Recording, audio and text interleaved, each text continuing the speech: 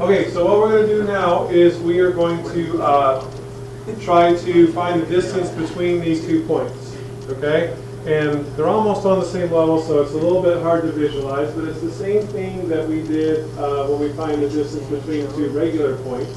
I don't know if you remember that from back in the day, but you think of the distance that you're trying to find as the hypotenuse of a right triangle, okay?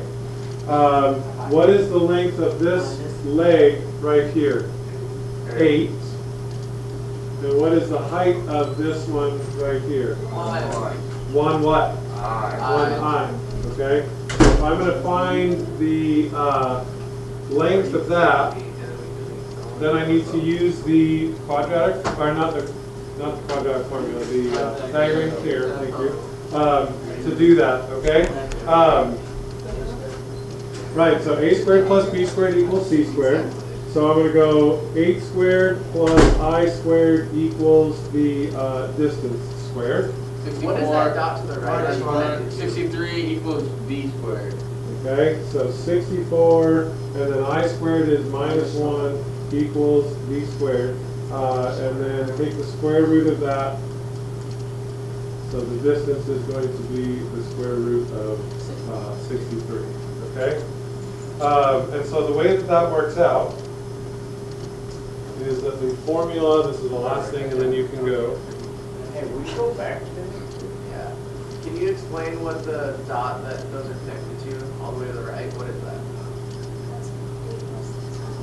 That's 8 plus 6. Is that my 8 to the right and up there? Okay, so then, were you just trying to find I? Is that what you're doing? No, trying to find the distance between those 2 points. This point right here and this point right here. Okay. So you just made it into a triangle and then you did it. Yeah. And the legs are the A and the B, and then you're trying to figure out the things. Okay, so this gives us a distance formula for complex numbers.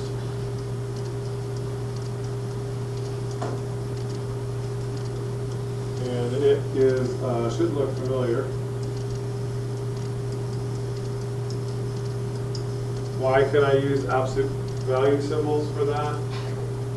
Steve? How do you know comma? What's that? How do you know comma? There's a button above the set. Oh, okay.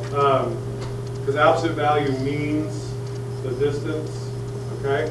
So another way to think about this is that you're finding the absolute value of a complex number. It's going to work out to be the square root of a squared plus b squared because of that whole, you know, Yeah. What would you use that comma for? Pythagorean theorem thing. What's that?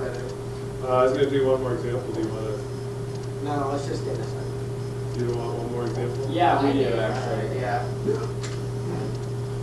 Okay, so let's find the distance between, let's make it a little bit trickier. U is negative 4 plus I, and V is 2 plus 5I.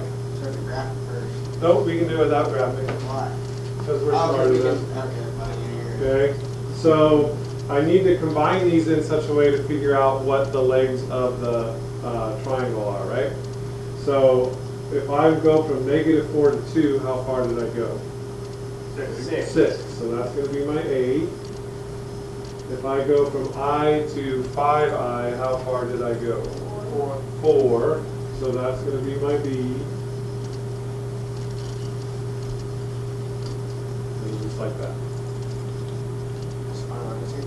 No. Then we have to solve it out. What's 6 squared? 36. What's 4 squared? What's 36 plus 16?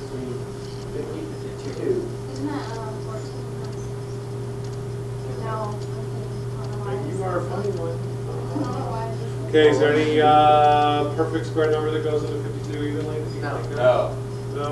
Like 4 wouldn't go in there? 4. Yeah, hey, nicely done. 4. Okay. 4, so I can probably get that. And then take the square root of 4 and get 2 root 13. Oh my god. I don't know what that